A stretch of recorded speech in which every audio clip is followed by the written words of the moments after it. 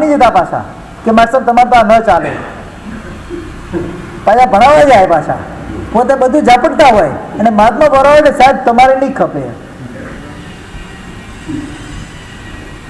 હજુ શીખાડવા નહીં જવાનું. એક ભાઈ મારી પાસે આવ્યા હતા, સાઉથની અંદર અમારો વિહાર મૈસૂર તરફ જતો હતા બેંગ્લોરથી, તો એક ગામમાં રોકાયા.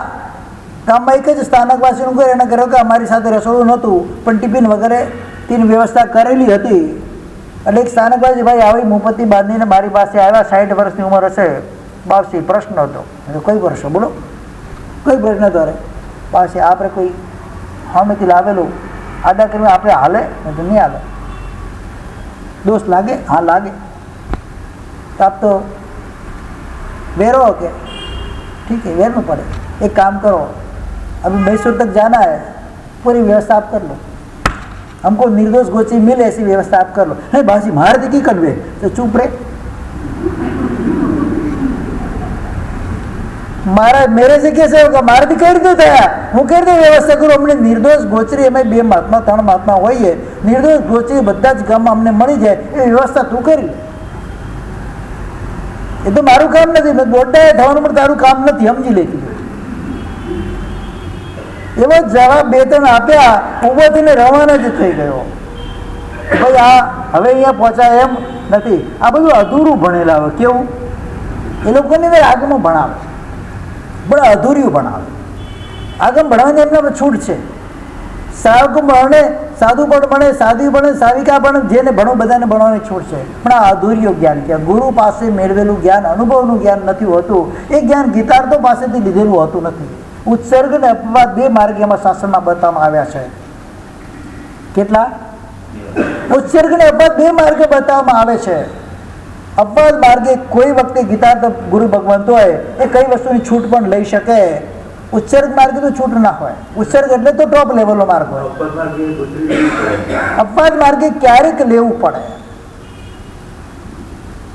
શું? હજી હું 1:30 વાગે, આ તો હસવાની વાત નથી, હું અહીંયાથી 1:15 વાગે બપોરે પહોંચી જાઉં. કેટલા વાગે જાઉં?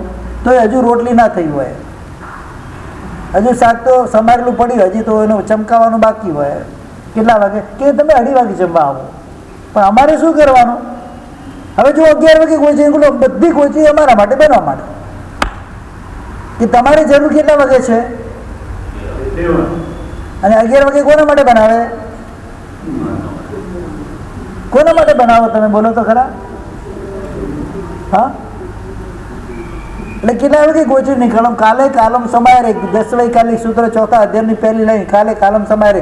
જે કાલે, જે સમય, જે ગામમાં ગોચરીનો અનુકૂળતા હોય એ સમય નીકળવાનું સાધુને માટે બતાવ્યું છે. મેવાડમાં જઈ એટલે અમારે 9:30 વાગે ગોચરી જવું પડે. કેટલા વાગે? સવારે. કારણ કે નાસ્તો સીધું જમવાનું જ હોય, પછી સીધું બને રાતે 8 વાગે બસ. નમોરી અંદર સવારે લઈ દેવાની. ત્રિકાળ ગોચરી એક જ સમયમાં. સવારે 10:30 વાગે જઈએ તો કોઈના ઘરમાં કંઈ ના મળે. હા, બધા ખાઈ પીને સુઈ ગયા હોય, કાં તો ઓફિસવાળા ઓફિસ, દુકાનવાળા દુકાન, ધંધેવાળા ધંધે જતા રહ્યો, ઘરમાં કંઈ ના મળે તમને. 8 થી 9 કે 8:30 થી 9:30 વચ્ચે તમારે જવું પડે. ત્યાં એ સમય વખતે ત્યાં હતો. આ પાલનપુરમાં ગોચરી જઈએ, મેં પાલનપુરમાં ગોચરી અમારે જવું હતા, અત્યારે પણ આ જ હાલત છે. 12:30 પછી જ તમારે નીકળવાનું, 1 વાગ્યા પછી જ નીકળવાનું હોય. ભલે ચોમાસું હોય તો 1 વાગ્યા પછી જ પાલનપુર, કેમ કે પહેલાં ગોચરી બને જ નહીં. અને બનાવી તો પછી આપણા માટે બનાવે. એટલે પછી એનું ઇન્સ્પેક્શન અમારે કરવું પડે. જે ગામમાં જઈએ ને એનું ઇન્સ્પેક્શન કરવું પડે. કેટલા વાગે ગોચરી નીકળી તો નિર્દોષ ગોચરી અને વ્યવસ્થિત ગોચરી મળી જાય, પૂરી ગોચરી મળી જાય. ઘણા મને બહેનો કે મારે સાહેબ આટલા લેટ નીકળ્યા છો, પણ હજુ તમારે તો ઠેકાણા છે જ નહીં. અમે ભલે 1:30 વાગે તમારા ઘરે આવ્યા, પણ તમારા ઘરમાં ક્યાં ઠેકાણા છે? સાહેબ બધા જમવાવાળા જ 2:30 વાગ્યા પછી હોય છે. બહેનોનો દોષ નથી, એમાં શું કરે વિચાર. જે વખતે આવે તે બનાવે ને. 11 વાગે બનાવીને મૂકીને કોણ વાપરે ઠંડુ? એટલે સમય જોઈને કાર્ય કરવું પડે. હું લગભગ 1:30 વાગે જ નીકળું ગયો છું, એ બધાને ખબર જ છે, બહેનોને ખબર જ હશે. 1 વાગે સવા વાગે અહીંયાથી નીકળું. ખબર છે કે આપણે 11 વાગે જશું તો એમને પાછા આવવાનું છે, દેશ ઘરે ફરીને પાછું જ આવવાનું છે, કે મળવાનું છે નહીં. અને મળશે તો મારા માટે બનાવેલું છે, મળશે.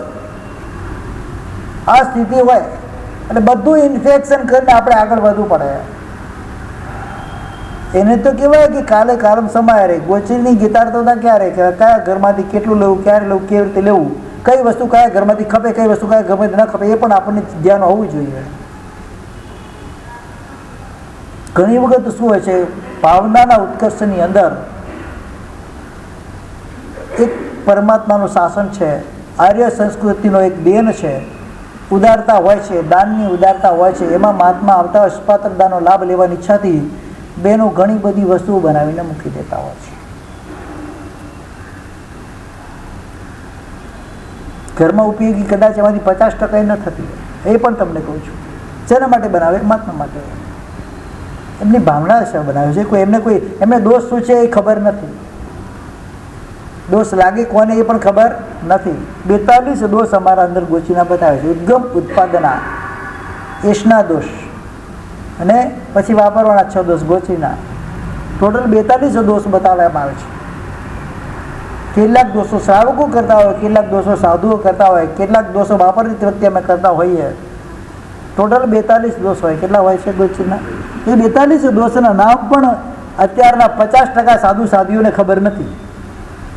એ પણ તમને કહી દઉં, એ ભણાવતા જ નથી. પિંડ નિવૃત્તિ શાસ્ત્ર કે 10 વૈકાલિકના અર્થો સહિત અધ્યયન કરનારા કેટલા શ્રમણ શ્રમણી ભગવંતો મળશે? શ્રાવકોને તે ખબર જ નથી, ગતાગમ જ નથી હોતી. તીર્થંકર પરમાત્મા ક્યારેય પણ જ્યારે છદ્વસ કાળમાં હોય, એક પણ દોષની સંભાવના પણ લાગતી હોય તો ત્યાં ગોચરી ના વોરે.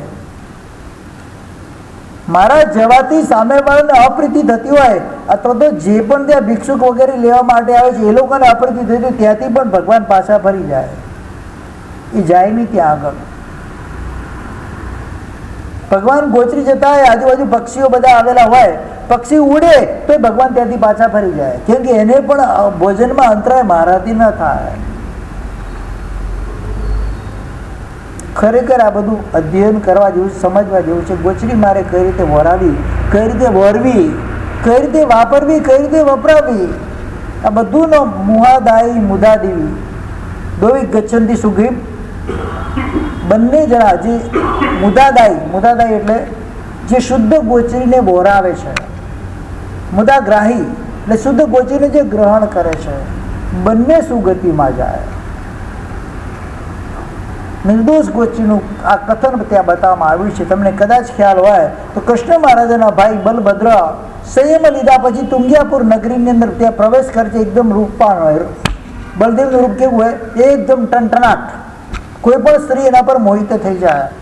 આવા રૂપાળા સાધુ આવે છે નગરની અંદર, ગોચરી માટે જવાની ઈચ્છાથી આવેલા છે. ત્યાં એક બેન કુવા ઉપર પાણી ભરવા જઈ રહી છે, સાથે એક નાનકડો બાળક છે. એના રૂપમાં એ મોહિત થઈ ગઈ. એ શું કરે છે એને ભાન નથી. પેલો ગળાની અંદર પેલું દોરું નાખવાના બદલે બાળકના ગળામાં દોરું, બાળકને નાખી દીધું કુવામાં. શું? કુવામાં દીઠું એ બાળકને કુવામાં નાખી દીધું. ત્યાં એ દ્રશ્ય આખું બલભદ્ર મુનિ જોયે છે. હવે ક્યારેય નગરમાં ગોચરી નહીં જાય. મારા નિમિત્તથી લોકોને માટે આટલું બધું અતિશયોક્તિ થઈ જાય છે, પાપ થઈ જાય છે. મારે હવે નગરમાં ગોચરી જવું. ત્યાંથી નીકળી ગયા જંગલની અંદર પોતે વિચરણ કરે છે. પણ પોતાના તપ, ચારિત્ર, સૌમ્યતા, મૃદુતાના પ્રભાવથી પ્રાણીઓ પણ એમના મિત્ર થઈ જાય છે. એક અરણ્યો અવધિ અને જાતે સ્મરણ જ્ઞાન વગેરે થયું હશે, નિત્ય એમની સેવામાં રહે છે. આખા જંગલમાં ફરે. જ્યાં પણ પેલા કઠિયારા વગેરે આવ્યા હોય લાકડા વગેરે કાપવા માટે, તો એ ભાતું વગેરે સાથે લે. આખો દિવસ ત્યાં રોકાવાનું હોય એટલે ભાતું સાથે લઈને આવે. એટલે પેલા હરણિયાને ખબર પડી જાય, એ દોડતું જાય બલભદ્ર મુનિ પાસે. એનો પાલો પકડાય અને પકડીને ક્યાં લઈ આવે? અહીંયા તમને નિર્દોષ ગોચરી મળશે. એક તિર્યંચ ગતિની અંદર રહેલા જીવને પણ કેવી જબરજસ્ત કોટીની સંજ્ઞા હોય. ત્યાં બલભદ્ર મુનિ ઉપયોગ મૂકીને ગોચરી ઓરે, પછી પાછા પોતાના સ્થાને આવી જાય. એક વખત એવો પ્રસંગ બને, ત્યાં આગળ એક રતિક આવે છે.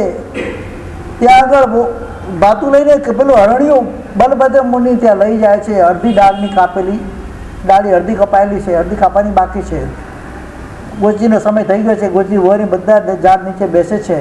પેલા બે આ બાજુ બેસે, અરણ્ય આ બાજુ બેસે, મહાત્મા આમ થોડું મોઢું ફેરતી ત્યાં ઉપાસક બીજા તો હતા ને, દિવાલ તો હતી નહીં, કभी પડદો કરી, કभी ગમે તે કરીને બેસે ત્યાં આગળ ગોચરી વાપરી રહ્યા છે, આ બાજુ પેલા જમી રહ્યા છે, આ બાજુ હરણી વિચારી રહ્યું છે, એને પણ કંઈક આપી છે, ખાઈ રહ્યું છે. ચારે ચાર જણ જે આત્મશુદ્ધિવાળા છે, કેવા છે?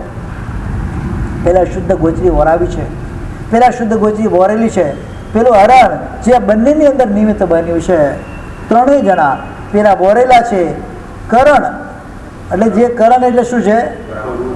કરવું કરાવનારું બધું કરણ એટલે પોતે વરી છે, ગોચરી ઓરાવી છે. અને ત્રીજો વ્યક્તિ જે છે અનુમોદના કરે છે, હરણ્યું જે વિચારે છે, ખરેખર આ ધન્ય છે આ મુનિને જે આ રીતે નિર્દોષ ચર્યા દ્વારા પોતાના આત્મનું જે ઉદ્ધાર કરી રહ્યા છે. ધન્ય છે આ ગૃહસ્થને જે આવા મહાત્માને દાન કર્યું છે. મારા જેવો અભાગ્યો નથી કરી શકતો, નથી કરાવી શકતો. શું કહે છે? નથી કરી શકતો, નથી કરાવી શકતો. મારા જેવો અભાગ્યો તિર્યંચમાં ઉત્પન્ન છે, જાતિસમાં જ્ઞાન થયેલું છે. ત્રણેય જણા સારામાં ઉત્તમ વિચારધારામાં જ પેલા કે મને જબરજસ્ત લાભ મળ્યો છે, પેલા વિચારે છે સંયમ જીવનની નિર્વાહ સારી રીતે થઈ જાય, માસક્ષમણનું પાલન છે. મહાત્માને માસક્ષમણનું પાલન છે. સંયમ જીવન નિર્દોષ ગોચરી નિર્વાહ છે. ત્રણેય જણા આત્મશુદ્ધિમાં છે. અને ત્યાં જંગલની અંદર હવા જોરથી હવા ચાલી, પેલું અડધું તૂટેલી ડાળી નીચે પડે છે, ચારે જણના ઉપર પડી, ચારે જણ ત્યાં ખતમ થઈ. ચારે જણા પાંચમા દેવલોકમાં બ્રહ્મ દેવલોકમાં દેવ થયા.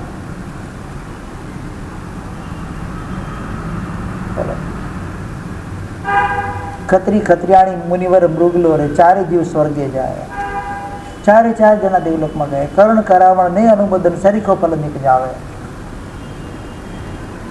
આટલું બધું મહત્વ છે. તમારી ભાવનાથી તમે કરો છો એ તમને ધન્યવાદને પાત્ર છે. આટલું કરે છે એ પણ ધન્યવાદને પાત્ર છે. પણ એમાં જો સારો ઉપયોગ ભળી જતો હોય તો વધારે લાભ મળે. જે લાભ 10%માં અટકતો એ લાભ 100% સુધી પહોંચી શકે. સમય તમારા ઘરની અંદર વસ્તુ તૈયાર થઈ જતી હોય, મહાત્માને પાછા ન જવું પડે. પાછા જઈએ તો આંખમાંથી આંસુ હોય, મારા સાહેબ કઈ નથી, પણ શું વરે મહાત્મા? જે ખપો એ વસ્તુ તો હોય નહીં ઘરમાં, વરે શું? પાછા રડે કે મહાત્મા પાછા ગયા. પણ એ વખતે ઉપયોગ નથી હોતો કે કયા સમયે કઈ વસ્તુની જરૂર પડે. એટલે એ વખતે પહેલાંના કાળની, અત્યારે તો એ બધું શક્ય નથી બનતું. સ્થાપના કુળોની અમારે સ્થાપના કરવાની હોય છે કે જે કુળ મોટા હોય, સૂર્યોદયથી માંડીને સૂર્યાસ્ત સુધી ત્યાં ગમે તે સમય જાઓ, કોઈ પણ ગુચી તમને સુલભ એને સ્થાપના કુળ કહેવાય. શું કહેવાય? કોઈ મહાત્મા ધારો કે અમે શેષ કાળમાં અહીંયા છીએ, 1 મહિનો રોકાયા છીએ, એટલે અમારે ત્યાં જોઈ લે આ કયા સ્થાપના કુળો જેવા છે. એટલે કદાચ કોઈ નવા આગંતુક મહાત્મા આવ્યા હોય, બપોરે 2 વાગે વિહાર કરીને આવ્યા હોય, એટલે એમને શું બતાવી, તમે ત્યાં એક કુળમાં જાઓ, ત્યાં તમને ગોચરી મળી જશે. એટલે બધી પણ અમને નિગરાની હોય, કઈ જગ્યાએ કેટલા વાગે કઈ વસ્તુ તૈયાર તમને મળે. આ ઉપયોગ બધો શીખવાનો હોય છે. એ બધું શીખવાડનારા જે ગ્રંથ છે એને પિંડ નિવૃત્તિ ગ્રંથ કહેવાય છે. અને એ ગ્રંથનું અધ્યયન કર્યા પછી જો મહાત્મા ગોચરી વગેરે જાય તો હું તમને 100% કહું, કહેવાય નહીં પણ કદાચ તમે 100% કહું, એ જીર શાસનની પ્રભાવના કરે છે. પ્રભાવક થાય જીર શાસનો. શું થાય? ખાલી વ્યાખ્યાન પ્રભાવક ન હોય, વાણી પ્રભાવક ન હોય, આચાર પ્રભાવક પણ સાધુ હોય. કેવા હોય? એના નિમિત્તથી ઘણા જીવો બોધ પામે અને ઘણા જીવો શાસનથી જોડાઈને પોતાના આત્માનું કલ્યાણ કરે. એ રીતે ગોચરી વરવાની છે. આ બધું શીખવા મળે છે આ બધા ગ્રંથોની અંદરથી. એની ટીકા વગેરે છે, ટીકાનું અધ્યયન વગેરે કરી એના કરતા ગુજરાતી હિન્દીમાં અનુવાદ પણ થયેલા છે એ ગ્રંથોના. એના સાર પણ નીકળ્યા છે. પિંડ નિવૃત્તિ સાર, ઓગ નિવૃત્તિ સાર, એના સાર પણ મહાત્મા તૈયાર કરેલા છે કે જેમાંથી જે ક્રીમની વસ્તુ છે તમે એનું અધ્યયન કરો તો એના દ્વારા તમને પણ ખબર પડે કે તમારે કઈ રીતે આ સંયમ જીવનની અંદર રહેવાનું છે. આ 4 મૂળ આગમ છે. કયા? આવશ્યક નિવૃત્તિ એટલે આવશ્યક સૂત્ર, પછી 10 વૈકાલિક, પછી ઉત્તરાધ્યયન, અને પછી આ ચોથા નંબર ઓગ નિવૃત્તિ અથવા તો પિંડ નિવૃત્તિ. 4 મૂળ આગમ છે. હવે 2 બાકી રહ્યા, નંદી અને અનુયોગ. કયા રહ્યા? નંદી સૂત્ર એટલે 5 જ્ઞાનનું વર્ણન આવે છે આખા સૂત્રમાં. 700 શ્લોક પ્રમાણે નંદી સૂત્ર છે. જ્યારે પદવી થતી હોય, પન્યાસ પદવી, આચાર્ય પદવી, ઉપાધ્યાય પદવી, ગચ્છાધિપતિ પદવી, જે પણ પદવી થતી હોય તો પદવીના સમયની અંદર આખું નંદી સૂત્ર સંભળાવવામાં આવે છે. એ સિવાય બધા જોગની અંદર નંદી સૂત્રની 5 ગાથા કે 1 ગાથા સંભળાવવામાં આવે છે. અને કદાચ 10 વિકાલી વગરના જોગ હોય કે તમારા ઉદ્ધારના જોગ હોય એમાં ખાલી નવકાર મંત્રો 3 વખત સંભળાવવામાં આવે છે નંદીની ક્રિયાની. નંદીની ક્રિયા વગર આપણા દરેક અનુષ્ઠાન અધૂરા છે. એટલે નંદી કરાવી ત્યાં જરૂરી પડે છે. ઉદ્યાનમાં નંદી થાય કે નહીં? પછી અમારે જોગમાં પ્રવેશ થાય ત્યારે, આચાર્યપદી હોય ત્યારે દરેક પ્રસંગમાં નંદી કરાવવાનું વિધાન આપણામાં કરેલું છે. નંદી એટલે નંદી સૂત્ર, એના શ્લોકો સંભળાવવામાં આવે છે. 700 ગાથા છે. કેટલી? નંદી સૂત્રની 700 ગાથા. એના અંદર 5 જ્ઞાનનું વર્ણન છે. મતિ, શ્રુત, અભિજ્ઞાન, મનોપ્રજ્ઞાન, કેવળ જ્ઞાન. 5 જ્ઞાનનું એના અંદર સુંદર વર્ણન આવે છે. એમાં મતિ જ્ઞાન અને શ્રુત જ્ઞાનની ચર્ચા બહુ વિસ્તૃત બતાવવામાં આવે છે કે સૌથી મોટું એ જ છે. મતિ પૂર્વ શ્રુતમ, શ્રુતમ પૂર્વ મતિવા. બસ આ લખેલું હોય. મતિ પહેલા કે શ્રુત પહેલા? એટલે મતિ જ્ઞાન આવે કે શ્રુત જ્ઞાન? મતિ જ્ઞાન શું? મારે સાહેબને ખબર નહીં, તમે કેવો છો પણ તમે બોલો, સાંભળી લે છે. શ્રુત જ્ઞાન પહેલા કે મતિ જ્ઞાન પહેલા? મતિ જ્ઞાન પહેલા કે શ્રુત જ્ઞાન પહેલા? એની આખી ચર્ચા નંદી સૂત્રની અંદર બતાવવામાં આવી છે. ઘણા બધા ગ્રંથોની અંદર નંદી સૂત્રના પાઠનો રેફરન્સ આપવામાં આવે છે. એટલા બધા પદાર્થો એની અંદર મૂકવામાં આવેલા છે. અને આ નંદી એટલે મંગલ. નંદીનો અર્થ શું છે? કોઈ પણ ક્રિયાની શરૂઆત મંગલથી થાય. આપણામાં નંદીનો અર્થ છે મંગલ. શું કર્યું છે એનો અર્થ? નંદી એટલે મંગલ, પરમ મંગલ છે. એમાં તીર્થંકરો, ગણધરો 5 પ્રકારના જ્ઞાનનું વિસ્તૃત વર્ણન છે. મતિ શુક્રિયા ભાઈ તમને બતાવવા માટે. પછી અનેક ઉપમાથી સંઘનું વર્ણન કરો. સંઘ એટલે શું? કિમ પવૈણમ. પ્રવચન એટલે કે સંઘ એટલે કે શાસન એટલે શું? એનું આખું વર્ણન ત્યાં બતાવવામાં આવેલું છે. 24 તીર્થંકરો, 11 ગણધરોના નામો, સ્થવિરો, સંક્ષિપ્ત એમના ચિત્રો, 5 જ્ઞાનનું વિસ્તૃત વર્ણન, 5 જ્ઞાનના વિષયમાં અનેક ગ્રંથમાં આટલી બધી વિસ્તૃત જાણકારી કોઈ પણ એમાં છે નહીં. જેટલી જાણકારી નંદી સૂત્રની અંદર આપે, નંદી સૂત્રની ટીકા પણ રચાઈ ગયેલી છે. એ ટીકાનું પણ અધ્યયન કરવું આવશ્યક છે. તો આ 44મું આગમ અને છેલ્લામાં છેલ્લું અનુયોગ દ્વાર. એ આગમ ન ભણે તો આગમ વાંચી શકે નહીં. કે એને ખબર જ પડે આગમ કઈ રીતે ખોલવા. તિજોરીની ચાવી, તિજોરી તમારી પાસે છે, લાખો રૂપિયાનું દ્રવ્ય અંદર પડેલું છે. ચાવી ક્યાં ભરાવી ને ચાવી કઈ રીતે ચલાવી ને કેટલા ખટાકાના ફટાકા મારવા તમને ખબર જ ન હોય તો તિજોરી ખુલે ખરા? હા, તિજોરી ખુલે? એના પાસવર્ડ કોડવર્ડ યાદ ન હોય ત્યારે પાસવર્ડ કોડવર્ડ આવી ગયા છે, એ યાદ ન હોય, ભૂલી ગયા તો તિજોરી ખુલે? મોબાઈલ નથી ખુલતા, તિજોરી ક્યાંથી ખુલે? ત્યારે મોબાઈલ નથી ખુલતા, પાસવર્ડ ભૂલી જાવ તો તિજોરી તો ક્યાંથી ખુલે? તો આ અનુયોગ દ્વાર એટલે દરેક લોકને ખોલવાની ચાવી. શું? દરેક આગમને સમજવાની, શીખવાની ચાવી. એના અંદર નામ, સ્થાપના, દ્રવ્ય, ભાવ, ભવ વગેરે અનેક પ્રકારના નિક્ષેપો બતાવવામાં આવે છે. જે નિક્ષેપો દ્વારા તે શાસ્ત્રને ખોલવામાં આવે છે. દ્રવ્યથી, ક્ષેત્રથી, કાળથી, ભાવથી, ભવથી અલગ અલગ પ્રકારે એના બધા 10 સુધી નિક્ષેપો હોય છે. એક અનેક એવી રીતે બધા ઘણા બધા એમાં નિક્ષેપ હોય. ઉપક્રમ, નિક્ષેપ, અનુગમ, નય, આ 4 પ્રકારની શાસ્ત્ર વ્યાખ્યા કરવામાં આવે. એ 4 પ્રકારની શાસ્ત્રની વ્યાખ્યા થાય એ કઈ રીતે કરવી, એની કી, શોર્ટકટ કી જે કહેવાય તમારી ભાષામાં, એ બધી અનુયુગ દ્વાર સૂત્રની અંદર બતાવવામાં આવેલી છે. આવશ્યક સૂત્ર, શ્રુત સ્કંદનો નિક્ષેપ. અનુભવી ધારો કે કોઈનું નામ ભરત છે, એક્ઝામ્પલ તौर પર દ્રવ્ય, ક્ષેત્ર, કાળ, ભાવથી એના 4 નિક્ષેપ થાય. નામ, સ્થાપના, દ્રવ્ય, ભાવથી એના 4 નિક્ષેપ. નામ એટલે નામ ભરત, નામ એ નામ નિક્ષેપ કહેવાય. સ્થાપના નિક્ષેપ એટલે આ વસ્તુને મેં અંદર ભરતનું નિક્ષેપ કર્યું છે એટલે એને સ્થાપના ભરત કહેવાય. દ્રવ્ય, દ્રવ્યથી પોતે ભરત વ્યક્તિ છે એનો નિક્ષેપ થાય. અને નામ, સ્થાપના, દ્રવ્ય અને ભાવ નિક્ષેપથી. ભાવ નિક્ષેપથી 2 પ્રકારે હોય. દ્રવ્ય નામ અને ભાવ નામ. એ પ્રમાણે 2 હોય કે ભૂતકાળમાં એનું ભાવ નામ એનું શું હતું? ભરત હતું. ભવિષ્યકાળમાં એ અત્યારે નથી, ભૂતકાળમાં હતું. ભવિષ્યમાં થશે. ધારો કે કોઈ એક ઘડો હોય કે આપણે ઘરની અંદર એ કાચની બરણી હોય, એ બરણી અંદર તલ ભરેલા છે, પણ સાસુ વહુને કહે છે પેલી કે છુંદાવાળી બરણીમાં તલ ભર્યા છે. ભાઈ છુંદો છે એના અંદર અત્યારે? પહેલાં છુંદો ભરેલો હતો કોઈ કાળની અંદર, હવે કાઢીને એમાં શું ભર્યા છે કે કયા તલ લાવું? પેલી છુંદાવાળી બરણી, છુંદો છે અંદર એમાં? નથી. તો એ નિક્ષેપ થયો, એનો દ્રવ્ય નિક્ષેપ કહેવાય છે. શું નિક્ષેપ કહેવાય છે? એ દ્રવ્ય નિક્ષેપ કે પહેલા કાળની અંદર એના અંદર કઈ વસ્તુ ભરેલી હતી અને હવે એના અંદર બીજી વસ્તુ, ઘીના ઘડામાંથી દૂધ લાવો. ઘીના ઘડામાંથી દૂધ નીકળે કે ઘી નીકળે?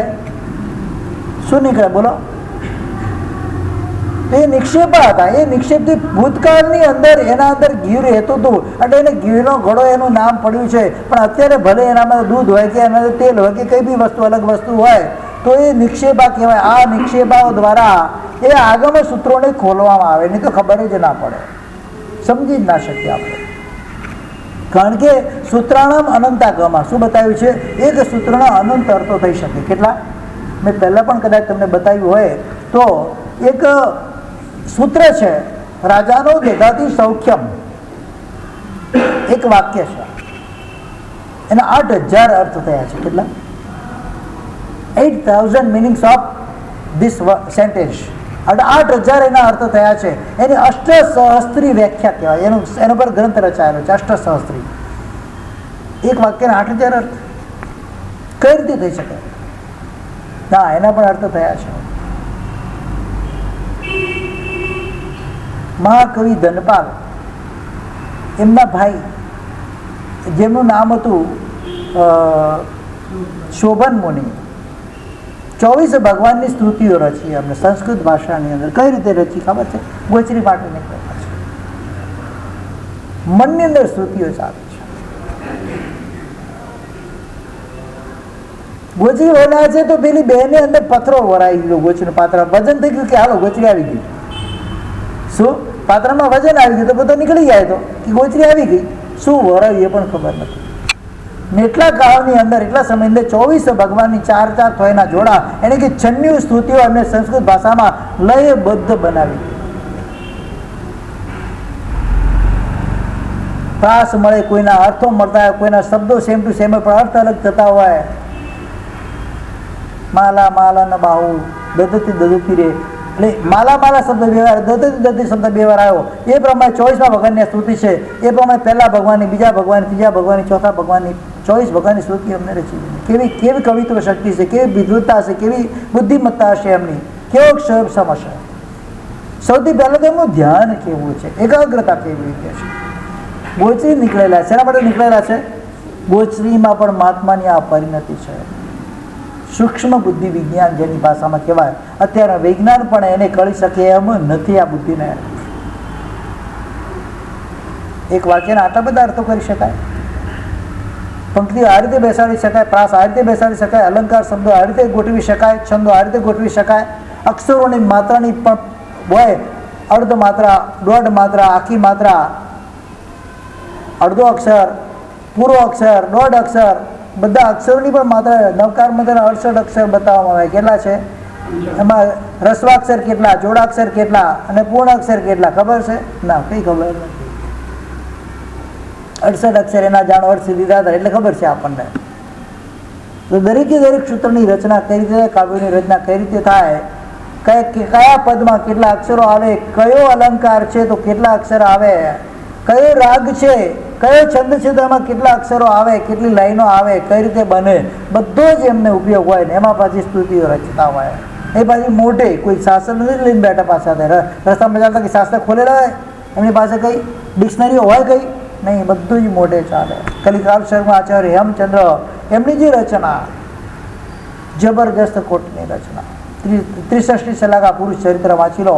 આપટેનો આખો કોષ, વામન શિવરામ આપટે એક વિદ્વાન વ્યક્તિ થઈ ગયો. મહારાષ્ટ્રીયન હતો એ પોતે. એને આપટે કોષની રચના, સંસ્કૃતમાંથી હિન્દી, સંસ્કૃત શબ્દોનું હિન્દી જે કહેવાય મિનિંગ, એને આપટે કોષની રચના કરેલી છે. આખે આખો આપટે કોષ તમને 63 સલાહા પુરુષ ચરિત્રમાં મળી જાય. કેવી વિદ્વત્તા હશે એ વખતે. વ્યાકરણની રચના કરી, સિદ્ધ એમ શબ્દાનુશાસન વ્યાકરણની રચના કરી, લાખો શ્લોકો પ્રમાણ. 1-2 શ્લોકની વાત નથી જે અત્યારે વર્તમાનમાં ચાલી રહ્યું છે. આ બધા મહાપુરુષોએ કયા શોષણથી કાર્ય કર્યું છે અને કેવા આગમોને એમને વિચાર્યા છે, ખોલ્યા હશે. આ બધા અત્યારે તો આગમ ખાલી અત્યારે એમ ગણવા જઈએ તો અનુયોગ જે આગમની અંદર બતાવ્યા છે, દ્રવ્યાનુયોગ, ગણિતાનુયોગ, ધર્મકથાનુયોગ અને ચરણકળાનું 4 અનુયોગમાંથી કોઈ અનુયોગમાં કોઈ આગમ હોય. પહેલાં તો 4 અનુયોગ એક આગમમાં એક લાઈનમાં ચાલતા. કેટલા મુશ્કેલ પડે એને ખોલવા. એના અંદર ગણિત પણ આવે, એના અંદર આચાર પણ આવે, એના અંદર દ્રવ્ય પણ આવે, એના અંદર કથા પણ ચાલે. ચાર વસ્તુ એક સાથે ચાલે.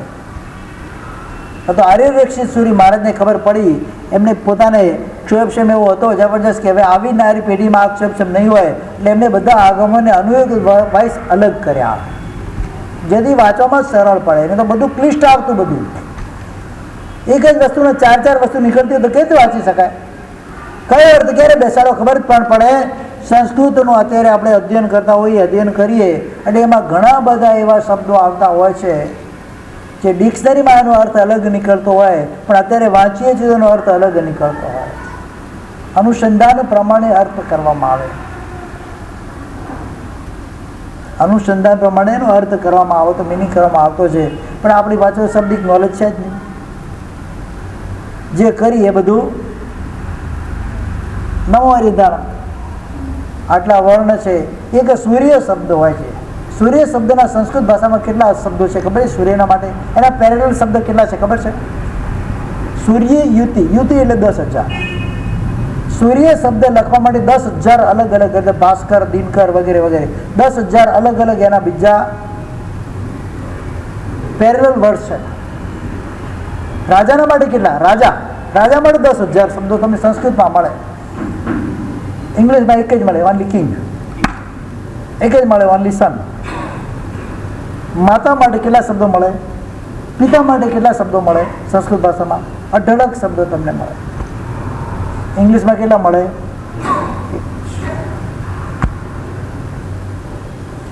માસીને ઇંગ્લિશમાં શું કહેશો? છે કોઈ શબ્દ એની પાસે? શું કહેશો તમે એને? બોલો. આંટી. ફઈને, કાકીને આંટી, મમ્મીને આંટી, આટામાં લે એને આંટી. હા, એક જ વાર તમને મળે. એની પાસે શબ્દોનું નોલેજ, શબ્દોનો સંગ્રહ જ નથી, એટલે બધું કોમન કરી નાખ્યું. જ્યારે જૈન શાસનની અંદર અને હિન્દુ સંસ્કૃતિની અંદર, આજે પ્રાચીન સંસ્કૃતિની અંદર એક એક શબ્દ માટે, એક એક વ્યક્તિના પરિચય માટે અલગ અલગ શબ્દ છે.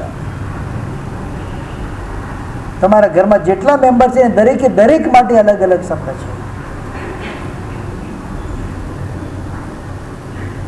ઇંગ્લિશમાં ભત્રીજાને નેપ્યુ કહેવાય, ભાણેજને નેપ્યુ કહેવાય. શું કહેવાય? ખબર જ ન પડે આ કયો સંબંધ છે એની સાથે. મામા ઘરે આવ્યા તો કે અંકલ આવ્યા, પણ મામા છે કે કાકા છે કે ફુવા છે કે માસા છે ખબર જ ના પડે એમાં.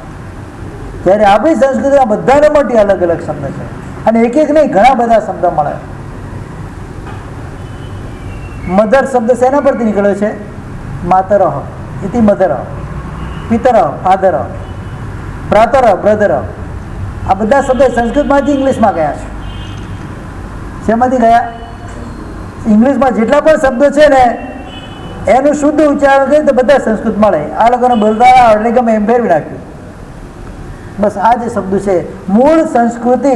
આપણી સંસ્કૃત એને કે દેવનાગરી જે લિપિ આપણી ચાલતી હોય, દેવનાગરી દેવની ભાષા કહેવાય. સંસ્કૃત કઈ ભાષા કહેવાય? એ દેવ ભાષાની અંદર આ બધું કાર્ય પહેલાં થતું. જેટલી પણ જગતની ભાષાઓ છે દરેકે દરેક ભાષામાં તમને સંસ્કૃતના શબ્દો મળશે ને મળશે. તમે વ્યવહારમાં પણ કેટલા બધા સંસ્કૃતના શબ્દો ત્યારે બોલતા હો છો.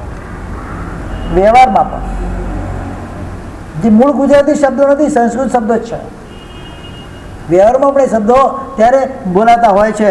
તો આ રીતે આજે અનુયુગ દ્વાર સૂત્ર એના અંદર ભારત રામાયણ, કૌટિલ્ય કૌટુંબાદી બધી જે હતા કાવ્યો વગેરે, નવરસ કાવ્યના દરેકે દરેક 10 નામના અધિકાર, અનુપૂર્વી, શ્રુતસ્કંદના નિક્ષેપો, ઘણી બધી વાતો આ અનુયુગ દ્વાર સૂત્રની અંદર બતાવવામાં આવી છે. એના ઘણા કોષ્ટકો બનાવે છે મહાત્માઓ. એના પરથી આખું કોઠો બનાવીને પછી સમજી આખું એના અંદર મળી જાય. જેમ જીવ વિચારનો કોઠો આવે, નવતત્વનો કોઠો આવે ને એમાં એનો પણ કોઠો બનાવવામાં આવે છે. અને પદાર્થ નોલેજ એને કહેવાય. એના દ્વારા આખું તમને અનુયુગ દ્વાર ઓટોમેટિકલી બધું એનામાં મળી જાય. અને વિભાગ પડતા જાય 10 નામ, 10 નામ 1 2 3 4 5 6 10 નામ એ કયા એ બધું એના પછી એના પેટા વિભાગ બધી વિભાગીકરણ એનું થતું જાય, એના કોઠા બનતા જાય. અત્યારે પણ ઘણા મહાત્માઓ આ કોઠાના મહાત્મા અભ્યાસ કરીને કોઠા બનાવેલા છે. એના દ્વારા કેટલાય સાધુ સાધુ ભગવાન એનું અધ્યયન કરે છે. તેના 2000 શ્લોક પ્રમાણે અવયવ દ્વાર છે. આ 45માં આપણું આગમ સૂત્ર છે. 45 આગમનો પરિચય અહીંયા આપણે પૂરો કરીએ છીએ. હવે પછી જે ચાલુ થશે એક જ ગ્રંથ આપણો લેવાનો છે, ભગવતી સૂત્ર, જેનો પરિચય આપણે કરવાનો છે. એના પદાર્થોને આપણે જાણવાના છે, જોવાના છે. સૌથી પહેલાં એનો પરિચય આપણે હવે સંક્ષિપ્ત પરિચય મેં તમને આપી દીધું છે. એનો વિસ્તૃત પરિચય આપણે કાલેથી ચાલુ કરશું. આજનો તો સમય આપણો પૂરો થઈ ગયો છે. વિશેષ આજનો એ મહાન દિવસ છે. પરમાત્મા 22મા તીર્થંકર પરમાત્મા ગિરનાર તીર્થ મંડન નેમનાથ પરમાત્માનું આજે જન્મ કલ્યાણક છે. બહેનો માટે વિશેષ પ્રોગ્રામ આજે બપોરે 2:30 વાગે આમિર શાળાની અંદર સાધુજી ભગવાનની નિષ્ઠાની અંદર થશે. નેમ રાજુની જે નાટિકા છે મહેનત કરીને એ લોકો તૈયાર કરેલી છે. બહેનો માટે તો આ અવસર છે, પણ મારી ભાવના છે કે ભાઈઓ માટે પણ કાંઈક એવો પ્રોગ્રામ થાય, એટલે મતલબ સમસ્ત ચતુર્વિધ સંઘ માટે આવો કોઈ પ્રોગ્રામ થાય. પર્યુષેણા પર્વ પછી પ્રભુવીરનું હાલરડું, મારા નાના સાથી માસાની ઈચ્છા ખૂબ છે કે પ્રભુવીરનું હાલરડું એનો એક સ્ટેજ પ્રોગ્રામ કરવો છે, વિશાળ પાયે કરવો છે. આનો લાભ તમારે લેવાનો છે, બાકી બધો લાભો મારો. શું એમાં વિશેષ રીતે જેટલો પણ ખર્ચો થશે એ બધું આવશે ત્યારે નક્કી કરશું. જો એક વ્યક્તિ તૈયાર થઈ જાય એ વ્યક્તિને પૂરો લાભ આપી દે. એમાં એની ફર્મની એડવર્ટાઇઝ કરવી તો આખી એડવર્ટાઇઝ પણ કરી શકે, પાછળ મોટું બેનર મૂકીને જે રીતે એને કરવું કરી શકે. વિસ્તૃતિકરણથી સંપૂર્ણ લાભ એ પરિવારને આખા દિવસનો આપી દેવામાં આવે. એમાં કેમ કે આના વગર તો કોઈ આવતા લાલો લાભ વગર લોટતો નથી. એટલે જમણવાર રાખવી તો પડશે જ આપણે. તો એને કોઈ સારી જગ્યા અહીંયા હારું, મને તો કંઈ ખબર નથી આ શું છે, તો વિશ્વ કોઈ મોટી જગ્યા હોય તો સમસ્ત વલસાડ શ્રી સંઘને આમંત્રણ આપવામાં આવે અને એ સારામાં સારો સ્ટેજ પ્રોગ્રામ ત્યાં કરવામાં આવે. પર્યુષણમાં પણ એની જાહેરાત કરશું. જો એક ભાગ્યશાળી મળી જાય તો સંપૂર્ણ લાભ અને સમસ્ત વલસાડ સંઘને પરમાત્માના આ જીવન દર્શનનો લાભ એને મળશે. જીવન દર્શન અને જીવંત દર્શન શું છે? જીવન દર્શન અને જીવન દર્શન. અને મને એવું લાગે વલસાડમાં એવી પાર્ટી નથી કે જે આખો લાભ ના લઈ શકે. બરાબર, 2-2.5 લાખ રૂપિયા લગભગ ખર્ચો એમાં થઈ શકે, કેમ કે મોટો પ્રોગ્રામ કોઈ સંગીતકાર વગેરે આવે, ભાડું પણ બધું તેનું લાગે, ડ્રેસીસ વગેરે પણ લાવવા પડે બધા એના. 2-2.5 લાખનો કરીને જમણવાર મૂળ પહેલાં તો લાખ રૂપિયા ખર્ચે જમણવાર 1.5 લાખ થઈ જાય. એટલે એ પ્રમાણે આખો ખર્ચો બજેટ એવું આવી શકે એમ છે. અત્યારે મને ખબર નથી કેટલું આવશે, પણ જો કોઈ એક ભાગ્યશાળી લાભ તૈયાર થઈ જાય તો પર્યુષણ પછીના પહેલા રવિવારે જ્યારે પણ હોય, અને મારી એવી ભાવના છે કે એમાં આપણે ઘી ખીચડીમાં ઢોળી રહી પર્યુષણ પછીનું પાંચમના દિવસે આપણે જે જમણવાર કરીએ છીએ એ જમણવાર ત્યારે ન કરતા એ પ્રોગ્રામ જે રવિવારે કરીએ એ રવિવારે કરી લેવાનો. અને વધારે પડતું આપણે ખોટું મોટું આડંબર કરવા પડે નહીં. અને એ વખતે આખું વલસાડ આવવાનું જ. એક લાભમાં 2 લાભ આપણને મળી જાય તો કદાચ આપણે આપણા જે પણ અત્યારે રિવાજ નીતિ નિયમ છે એમાં થોડી બાંધછોડ કરીને, આ તમને કહું છું શબ્દ સાંભળજો, બાંધછોડ કરીને એ જમણવારને આપણે આગળ ઉપર એટલે જે દિવસે આ પ્રોગ્રામ કરવાનો હોય એ દિવસે કરીએ તો બધા લાભ એક સાથે મળી જાય. જમણવારના લાભાર્થી હોય એમાં જોડાઈ જાય. પછી આપણે ખાલી એ સ્ટેજ શોના જ લાભાર્થી આપણે ગોતવાના રહે, એટલે વધારે પડતો લાંબો ખર્ચો થાય નહીં. એ પ્રમાણે કાર્યને આગળ વધવાની ભાવના છે. પર્યુષણમાં એની વિગતવાર જાહેરાત કરવામાં આવશે. તો જે પણ ભાગ્યશાળીની ઈચ્છા હોય તો એ મને આવીને મળી શકે, અથવા તો ટ્રસ્ટ મંડળને મળી શકે, સાધુજી ભગવંતે પણ મળી શકે છે. બરાબર છે. તો આ રીતે એક પ્રોગ્રામ આપણે કરવાની ભાવના ખરી. આજે 8મથી શરૂઆત થાય છે. કેટલા 8મના નામ આવ્યા છે? હજુ પણ કોઈની ઈચ્છા થતી હોય, પોતાનો અંદરનો પુરુષાર્થ જાગતો હોય, આજનો ઉપવાસ તો થઈ ગયો છે. બરાબર છે, હવે થઈ ગયો, પૂરો થઈ ગયો, અને કરવાનું છે ફરજિયાત. હવે છોડવાનું છે શું?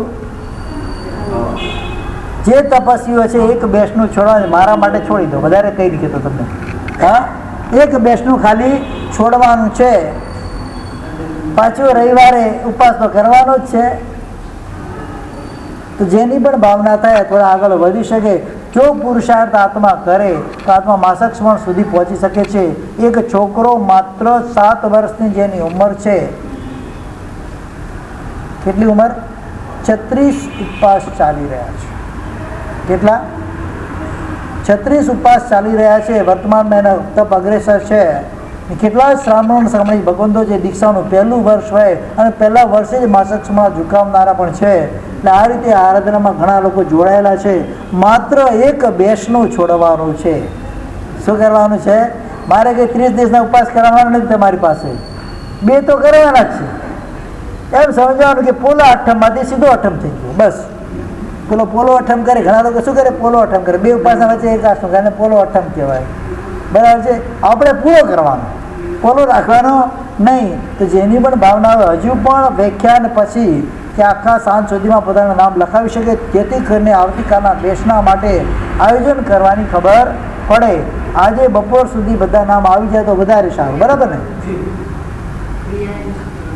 હા, નિમનાથ ભગવાનની આરાધના બસ બધું છે. નિમનાથ નમઃ 20 માળા ગણી લેવાની. એ રીતે આરાધના કરીને આપણે આગળ વધવાનું છે. જેની પણ ભાવના હજુ પણ નામ લખાવી શકે છે. બરાબર?